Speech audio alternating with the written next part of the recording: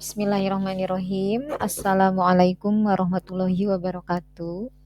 Semangat belajar anak-anak.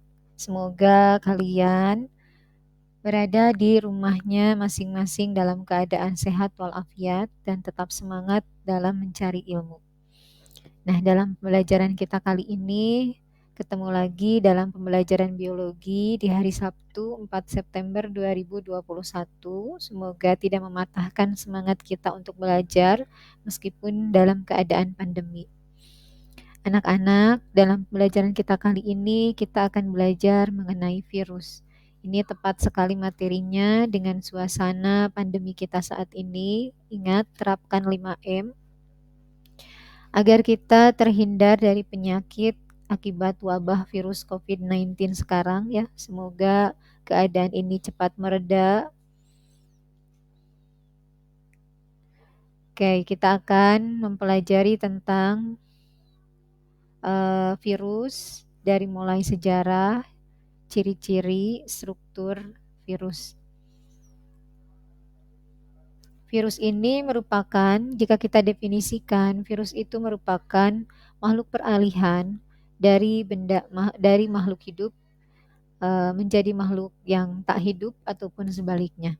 Nah, virus itu adalah makhluk yang mikroskopis. Ini memiliki kingdom tersendiri, kingdom virus, dan dia bersifat sebagai obligat seluler.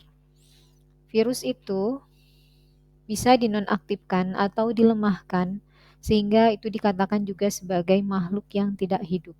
Namun virus juga bisa memperbanyak diri dengan memanfaatkan sel inang yang ditempelinya sehingga virus juga dikatakan sebagai makhluk hidup. Nah, dari definisi tadi sekarang kita akan membahas tentang sejarah penemuan virus atau siapa yang peneliti pertama yang meneliti tentang virus. Ya, anak-anak, kalian harus fokus mempelajari dan menyimak isi video ini. Silakan kalian pun juga bisa menyimaknya secara berulang-ulang. Setelah itu, kalian bisa mengisi latihan yang nanti Ibu share di grup kelasnya. Itu kerjakan latihannya secara mandiri. Dan jika ada hal yang ingin kalian tanyakan, boleh langsung japri ke Ibu. Nah, berikutnya adalah sejarah penelitian virus.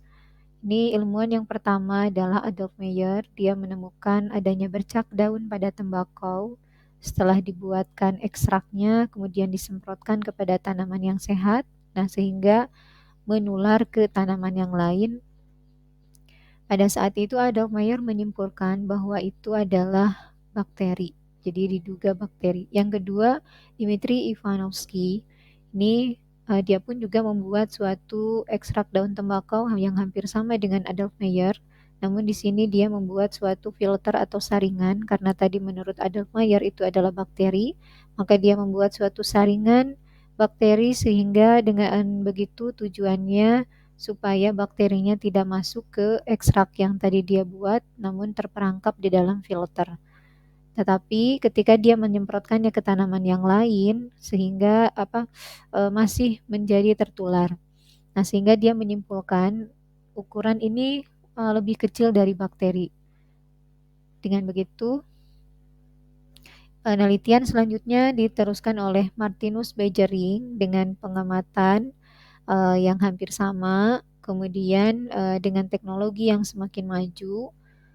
Martinus Beijering ini menemukan agen penyebab penyakit yang mampu memperbanyak diri sehingga dia membuat suatu kesimpulan bahwa agen penyebab bercak daun tembakau ini bukanlah bakteri, namun dia menamainya sebagai TMV atau tobacco mosaic virus. Jadi ada virus yang menyerang daun tembakau sehingga mengakibatkan bercak pada daunnya.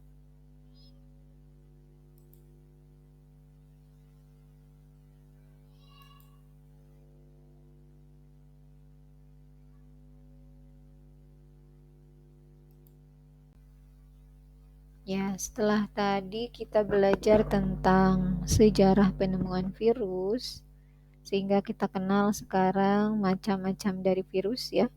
Nah, berikutnya kita lihat di sini ada struktur virus. Ini yang Ibu contohkan ini adalah struktur virus yang menyerang pada tubuh bakteri atau disebut bakteriofag.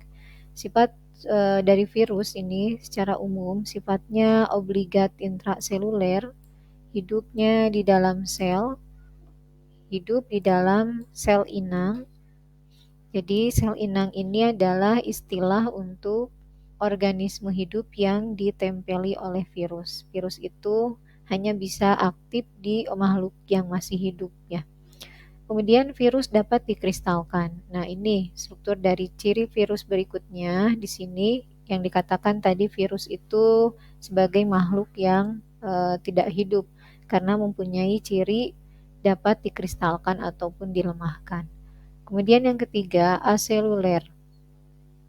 Virus itu sebenarnya tidak memiliki sel, ya. Kemudian bisa juga dikatakan sebagai bukan makhluk hidup karena dia itu akan aktif jika dia menempel di sel yang masih atau organisme hidup atau dikatakan sel inang gitu. Jadi jika dia tidak menempel pada organisme yang hidup, tidak dikatakan sebagai makhluk hidup. Kemudian dari struktur DNA-nya dia memiliki atau struktur asam nukleatnya dia hanya memiliki satu jenis asam nukleat, baik itu RNA ataupun DNA saja. Nah, itu untuk struktur virus pada bakteriofag. Don, Bi. Ya, seperti yang ada pada gambar tadi, struktur virus bakteriofag ini terdiri dari kepala, leher, dan serabut ekor. Nah, kapsid ini adalah pembungkus atau kapsid. Kapsid itu adalah bagian yang ada pada kepala si virus bakteriofag ini. Kemudian sebagai pembungkus asam nukleat tadi atau DNA atau RNA juga. Kemudian ada nukleokapsid atau asam nukleat yang menempel pada kapsid.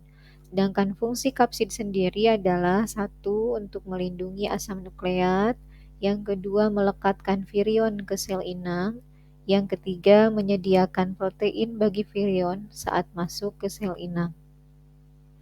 Nah, ini gambaran-gambaran jenis-jenis kapsid pada virus.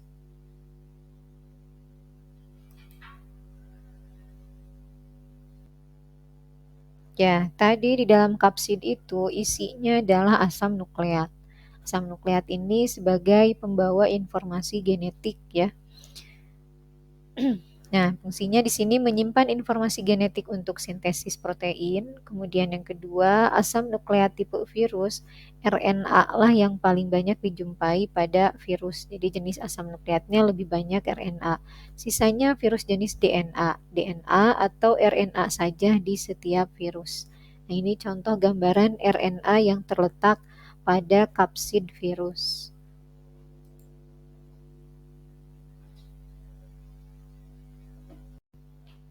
Ya, berikutnya setelah asam nukleat di sini ada sampul. Sampul itu adalah selubung yang mengelilingi kapsid. Jadi bagian luarnya begitu ya. Kemudian hanya beberapa yang memiliki envelop atau sampul, di mana sampul ini komponennya terdiri dari lipid atau lemak, protein, dan karbohidrat. Di sini terlihat ada pada contoh gambarnya ya, untuk sampul itu seperti apa.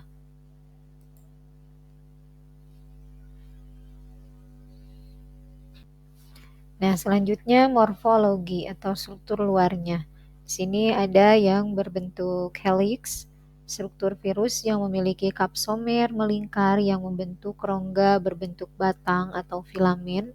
Ini seperti pada gambar ini yang pertama ya, yang berbentuk helix ini. Kemudian yang kedua polihedral, kapsomer membentuk polihedral atau banyak segi.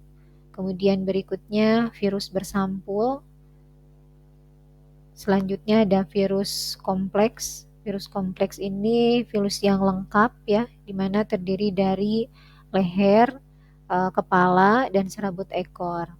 Kepalanya berarti di sini adalah kapsidnya. Dalam kapsid ada DNA, kemudian ada bagian lehernya, ada selubung ekor, lempeng ekor, dan serabut ekor yang digunakan virus untuk menempel pada tubuh sel inang. Untuk yang virus kompleks ini banyak dicontohkan kepada virus yang menyerang tubuh bakteri atau bakteriofag.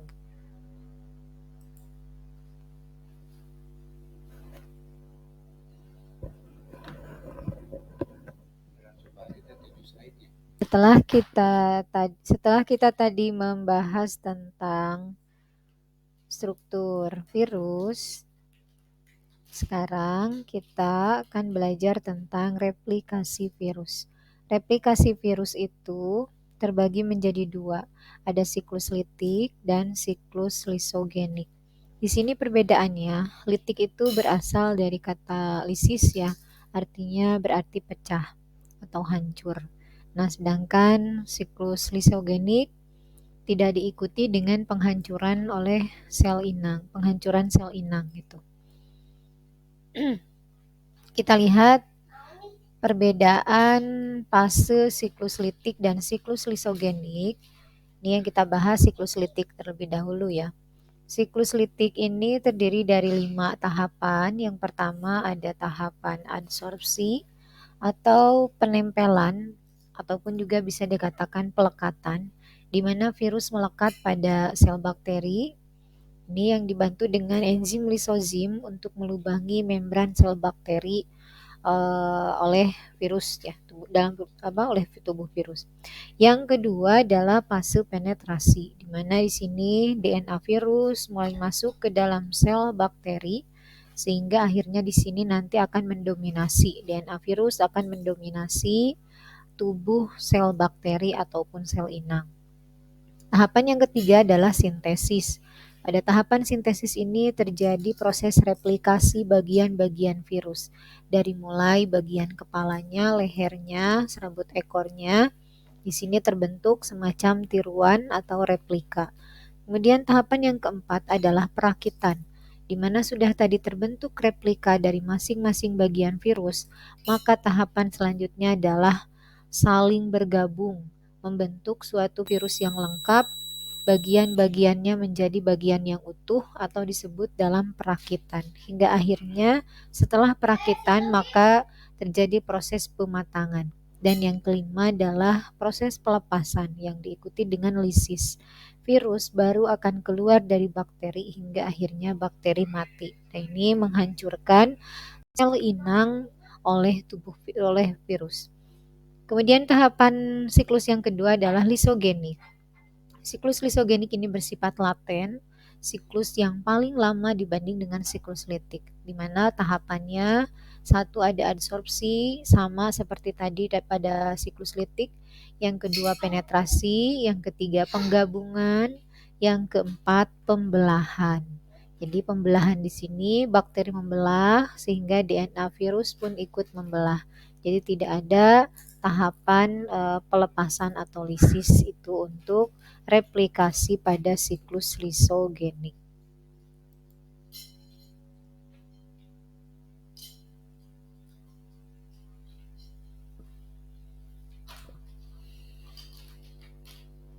Terus kadirnya binyak tadi tanya. Kami bade maju slide itu iya pencet nih. Nah, dapat dilihat dari siklusnya, kedua siklus ini dapat dilihat dari gambar ini. Jika tadi yang kita lihat adalah penjelasannya, sekarang kita bisa melihatnya dengan diikuti dengan gambarnya. Ini pada tahapan yang pertama ini. Di sini virus bakteriofag, di sini virus bakteriofag mulai menempel pada tubuh sel inang atau tubuh bakteri. Begini ya, ini nomor 1. Kemudian yang kedua, tahapan penetrasi. DNA fag di sini ada lihat yang merah ini pindah ke dalam sel inang. Ini yang merah-merah ini adalah DNA fag yang masuk ke dalam tubuh sel inang. Ini sudah berada di dalam sel inang ya. Kemudian tahapan yang ketiga, DNA fag disisipkan pada kromosom sel bakteri. Nah, di sini DNA dari virus ini karena tadi sudah ada pada tubuh bakteri atau sel inang, maka dia akan mendominasi.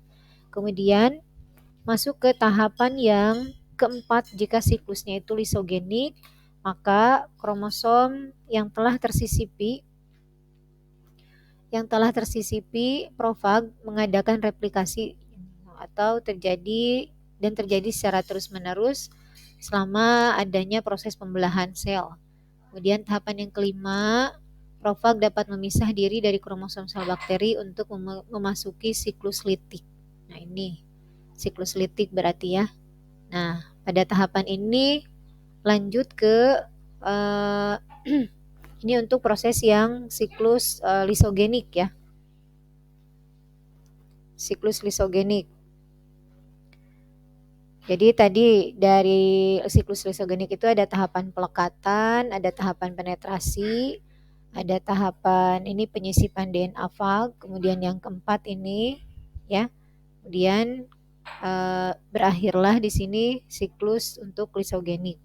Nah, jika siklusnya itu litik, maka setelah tadi tahapan penetrasi DNA dari sel virus sudah masuk ke dalam seluruh tubuh bakteri, maka diikuti dengan tahapan replikasi dan sintesis, di mana di sini pada tahapan ini akan terbentuk kepala, leher, serabut beserta dengan DNA-nya. Di sini terlihat yang berwarna merah sudah ada pada bagian yang bulat ini ya, atau kepala dari bakteriofag itu sendiri. Kemudian tahapan yang keempat adalah pematangan yang diikuti dengan tahapan pelepasan. Nah, pada tahapan ini sudah menjadi bagian virus yang utuh. Di sini terlihat ada kepalanya, ada lehernya, ada serabut ekornya. Nah, selanjutnya di tahapan yang keempat ini setelah terjadinya pematangan maka akan diikuti dengan penghancuran sel bakteri oleh bakteriofag yang akhirnya virus keluar. Nah, ini adalah siklus litik, contoh kasus pada bakteriofag atau virus yang menyerang tubuh bakteri.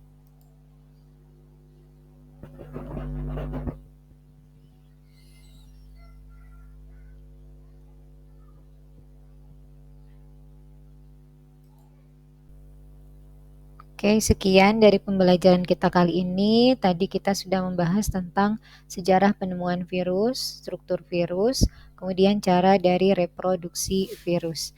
Silakan untuk memahami pembelajaran kita kali ini, kalian bisa menonton berulang-ulang video ini.